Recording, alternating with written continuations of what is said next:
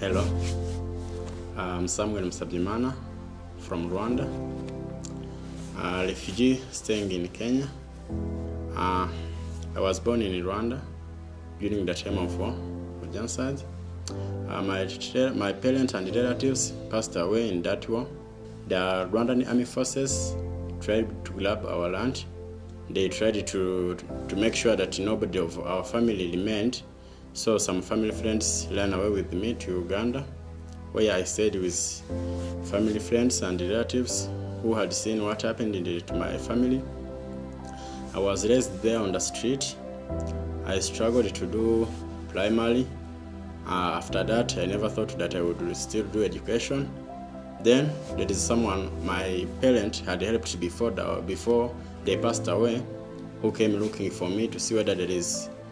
He brought me here in Kenya, still trying to help me escape those people who were hunting for me, to make sure that no one remained to claim my father's land and properties.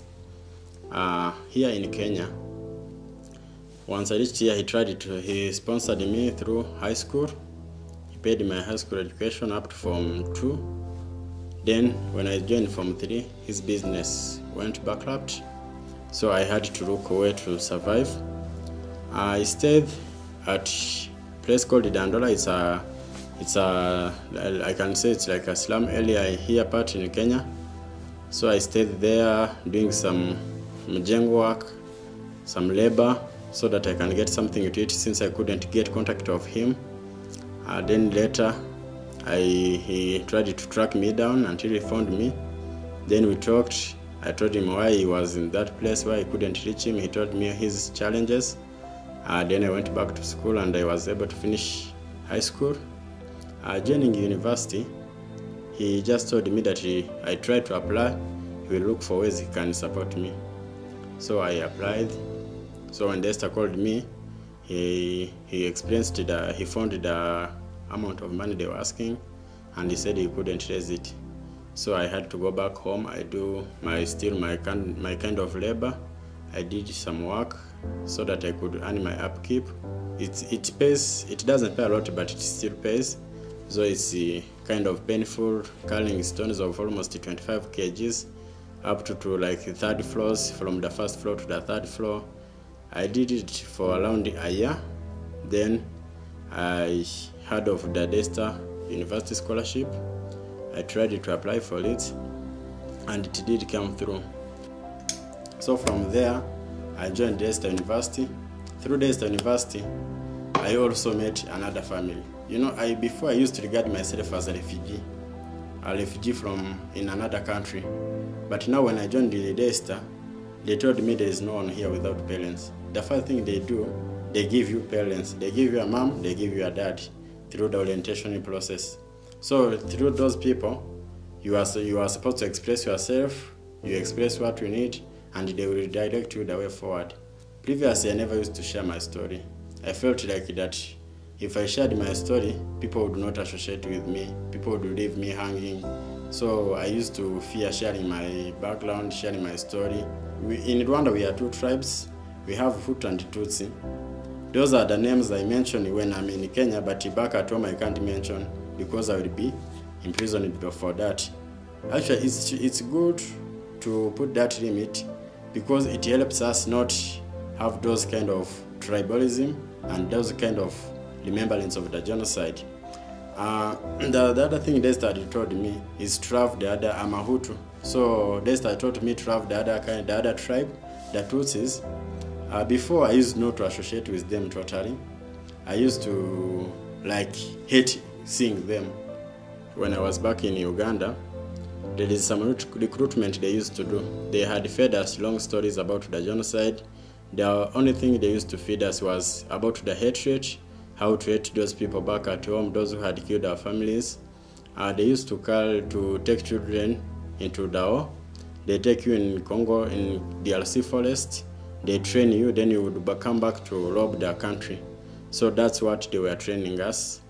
Once my uncle removed me from that area, that was the thing that I used to think about how I could get some money. Then I go back also, you get involved in those war, fight back, revenge was what I always had in my mind. I still didn't know why the war was there, why my people died, why was I the only one who left, why am I the only one on this earth. But now, with God and the life I've gone through Daystar, I'm kind of able to help, to associate with them. I have joined the groups of Rwandese where we are all of us together, where we come and learn, we talk about the war, and we come up with solutions. We say, right now, when I explained the war, according to my understanding, it's something that started a long time ago. It's something that started with our ancestors, something that we need to stop, not something that us need to continue supporting. When you are a young kid, you are a Hutu or you are a Tutsi, there is those kind of training they normally put us through where the only word is about the hatred. But now, with Daystar, I have learned to share more about the reason we should not fight, not the reason we should fight. But one day, we were talking on a subject of love. To me, I used to think love is some thought of gratitude. It's not like someone can love you out of nothing. So you had to give back what I've been given. That's what I thought of love. That's the reason why I had those thought of revenge, because I never knew that someone can love you out of nothing, not even knowing you. Just like the way I'm expressing that love, that gratitude that is within my heart, the love that I'm experiencing right now, it's beyond measurement. It's what I never thought would happen. Like someone can help me without even seeing me. That was the challenge that I had. That was what made me think more about love. They talked more about that, the kind of love that Jesus had for us. You say that you think love is something of gratitude, something that you give back to someone who have helped you. What about now? You are in Daystar.